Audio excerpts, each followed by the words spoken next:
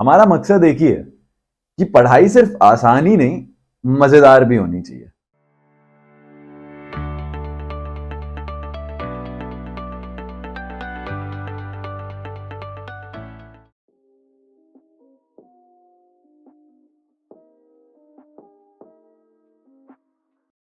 Hello everyone, I hope सब बढ़िया चल रहा है। और अगर नहीं भी चल रहा है तो मेरी पूरी कोशिश रहेगी कि इस क्लास के बाद कुछ तो बढ़िया हो जाए।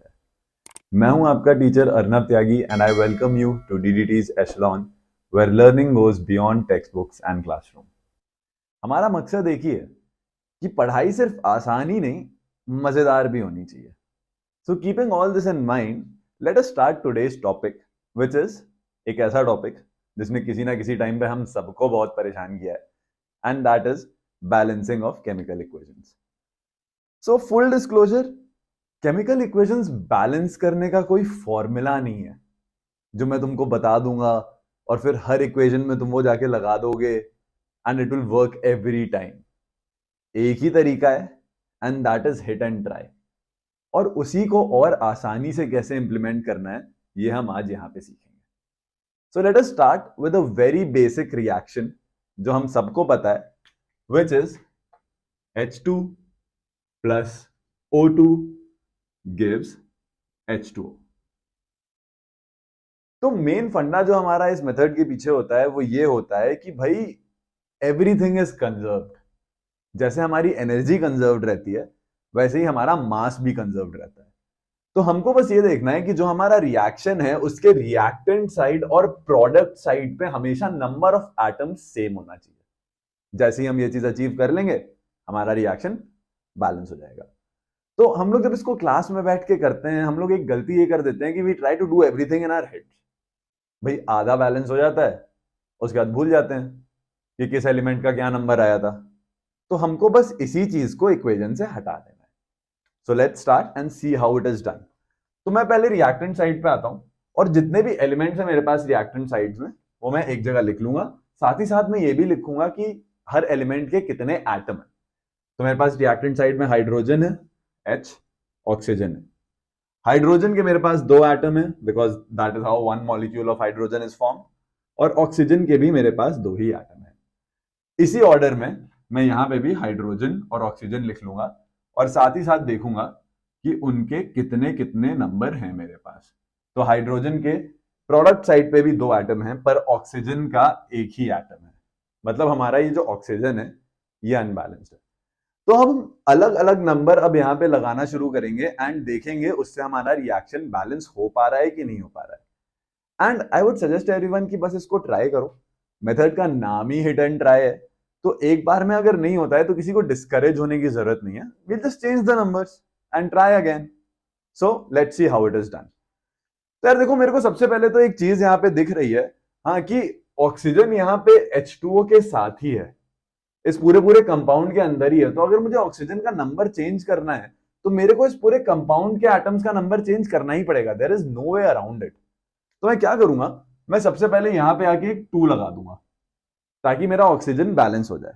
अब ये रिएक्शन फेयरली सिंपल है, क्योंकि यहाँ पे दोनों एलिमेंट्स अपने अलग अलग हैं, तो किसी का भी नंबर चेंज करना है हमको तो हम उसके आगे कोई भी नंबर प्लेस करके अपना जो रिक्वायर्ड नंबर है वो ला सकते हैं। ठीक है भाई, मैंने यहाँ पे 2H2O कर दिया। तो इससे क्या चेंज हुआ, हाइड्रोजन के जो दो एटम थे वो 2 into 2 होके हो जाएंगे 4, और ऑक्सीजन का जो एक एटम था वो 2 into 1 होके हो जाएगा 2। तो अब हम देख सकते हैं कि ऑक्सीजन तो बैलेंस हो गया है, यहां पे भी दो हैं, यहां पे भी दो हैं, लेकिन हमारा हाइड्रोजन अनबैलेंस हो गया है। अगेन फेयरली सिंपल रिएक्शन, शांति से H के आगे 2 लगा देंगे, हमारा 2 into 2 होके हाइड्रोजन भी बैलेंस हो जाएगा। And there you have it. कोई बहुत ज्यादा दिमाग नहीं लगाना पड़ा, कैलकुलेशन किया भी तो सिंपल मल्टीप्लीकेशन किया, and we have our balance reaction. लेकिन अब आप मेरे को बोलोगे सर ये तो कुछ ज्यादा ही आसान था, इसमें तो कोई ऐसा एफर्ट हमें नहीं दिखा, ये तो कोई भी कर लेगा। तो हम एक काम करते हैं, हम एक बड़ा सा इनऑर्गेनिक रिएक्शन लेते हैं और देखते हैं कि क्या उसको भी हम इसी मेथड से बैलेंस कर सकते हैं। So let's go for it. So the reaction that I am going to take now is actually a very important reaction, जो कि पोटेशियम परमैंगनेट का रिएक्शन है। So I'll just write it down. KMnO4, that is potassium permanganate. plus HCl gives me KCl plus MnCl2 plus water plus chlorine. And we'll try to balance this reaction now using the same method. तो हम same ही methodology follow करेंगे. देखते हैं भाई reactant side पे हमारे पास क्या क्या एलिमेंट थे. हमारे पास पोटेशियम था, मैंगनीज था, ऑक्सीजन था, हाइड्रोजन था और क्लोरीन था. सेम ही एलिमेंट्स हम लोग अपने इसी ऑर्डर में लिखना, हाँ, ताकि कंफ्यूजन ना हो. प्रोडक्ट साइड पे भी लिख लेंगे क्योंकि भाई कोई एलिमेंट कम ज्यादा नहीं होगा. कंजर्वेशन ऑफ मास वो कभी ब्रेक नहीं होगा.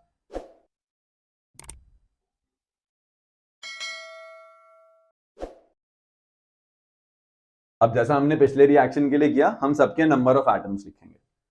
तो पोटेशियम हमारे पास एक है, मैग्नीशियम भी एक है, ऑक्सीजन 4 है, हाइड्रोजन 1 है और क्लोरीन 1 है. सबके एक एक एटम, ऑक्सीजन के 4 एटम. अब अपने प्रोडक्ट साइड पे आते हैं. तो यहां पे पोटेशियम अभी भी हमारे पास एक है. क्लोरीन का नंबर चेंज हो गया है, 1 + 2 + 2. 5 एटम्स हो गए हैं हमारे पास क्लोरीन के. हम यहां पे आके 5 लिख लेंगे. हाइड्रोजन हमारे पास 2 हैं. ऑक्सीजन हमारे पास अभी भी एक ही है, पिछली बार 4 थे, सॉरी, अब 1 है. और मैंगनीज हमारे पास 1 है. So let's try and balance this. तो देखो मेरा पर्सनली ये मानना है ना कि जिस चीज का नंबर ऑड होता है वो सबसे ज्यादा दिक्कत देती है. तो यहां पे बहुत चीजों का नंबर ऑड है. मैं शुरू करूंगा क्लोरीन से. मैं सबसे पहले आके इस KCl के आगे एक 2 लगा दूंगा. यहां पे 2 लगाते ही मेरा पोटेशियम का नंबर 1 से 2 हो जाएगा और क्लोरीन का नंबर 2 + 2 + 2 होके 6 हो जाएगा. अब मैं आता हूं अपने KMnO4 के पास, क्योंकि पोटेशियम का नंबर तो 2 हो गया है. यहां पे भी मेरे को 2 एटम तो पोटेशियम के चाहिए ही चाहिए. तो मैं यहां पे 2 लगाता हूं. पोटेशियम 2 हो गया, मैंगनीज भी 2 हो गया, ऑक्सीजन 2 × 4 होके हो गया 8. ओके, कुछ चीजें बैलेंस हुई, कुछ चीजें अनबैलेंस हुई. मैंगनीज यहां पे 2 है, यहां पे 1 है, चलो एक 2 यहां लगा देते हैं, देखते हैं क्या होगा. यहां पे 2 लगाने से मैंगनीज तो हमारा 2 हो गया, लेकिन क्लोरीन का नंबर फिर से बदल गया कि अब हमारे पास क्लोरीन के एटम्स हैं 2, MnCl2 से 2 × 2 4 और यहां पे और 2, तो 2 + 4 + 2 we have 8 atoms of chlorine. Now next let's move out and try to balance our hydrogen. तो अगर हम लोग हाइड्रोजन को देखें तो यहां पे 1 है और यहां पे 2 है. अब मेरे को तो रिएक्शन पता है, ठीक है, मेरे को पता है कि यहां पे एक बड़ा नंबर आने वाला है, लेकिन आप लोगों को वो चीज ट्राई कर करके ही लानी होगी और कोई तरीका नहीं है उसका. तो मैं यहां पे आके लगाऊंगा 16. 16 लगाते ही मेरा हाइड्रोजन 16 × 1 से हो गया 16 और क्लोरीन हो गया अगेन 16 × 1 से 16. ठीक है भाई, यहां पे 2 एटम है हाइड्रोजन के, 16 चाहिए, मैं 8 लगा दूंगा. अब देखो now things are going to start coming together. Hydrogen 8 × 2 से हो गया 16, बैलेंस हो गया. ऑक्सीजन 8 × 1 से हो गया 8. So almost everything is balanced other than chlorine. तो कोई दिक्कत नहीं है. यहां पे हमारे पास एक मॉलिक्यूल क्लोरीन का अकेला पड़ा हुआ है, तो उसका नंबर चेंज करने में हमें कोई दिक्कत नहीं होने वाली है. हम शांति से यहां पे आके एक 5 जोड़ देंगे. जैसे ही हमने वहां पे 5 जोड़ा, क्लोरीन का नंबर 5 × 2 से हो गया 10, 2 × 2 से 4 यहां पे है और 2 × 1 से 2 यहां पे भी है. तो 2 + 4 6 + 10 हो गया 16. नाउ आप में से बहुत लोग ऐसा बोलोगे मेरे को कि सर ये तो बहुत ही टाइम कंज्यूमिंग है. देखो सच बात यह है कि थोड़ा टाइम कंज्यूमिंग तो है, but once you get into the habit of this, once you get into the practice of this, खुद से तुमको समझ में आने लगेगा कि पहले किसके साथ छेड़खानी की जाए. तो वहां पे बहुत टाइम बचेगा. और साथ ही साथ वो एक सिचुएशन याद करो जब हम लोग अपने पेपर में बैठे रहते हैं, एक ही रिएक्शन लेके बैठे हुए हैं 10 मिनट से और वो बैलेंस ही नहीं हो रहा है.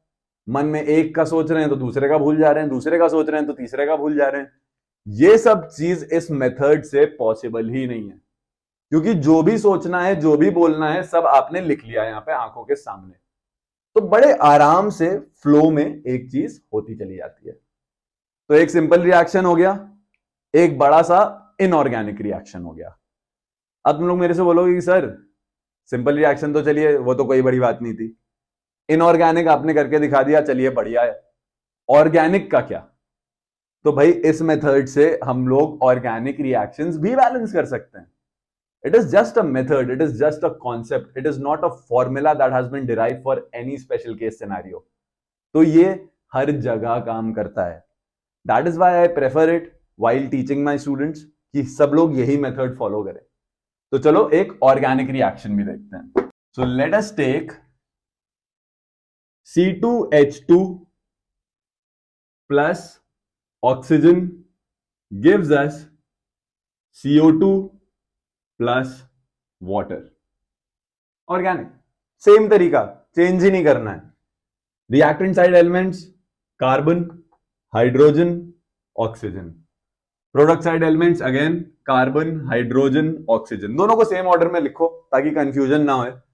कार्बन के रिएक्टेंट साइड में हमारे पास दो एटम्स हैं, हाइड्रोजन के भी दो हैं और ऑक्सीजन के भी दो हैं।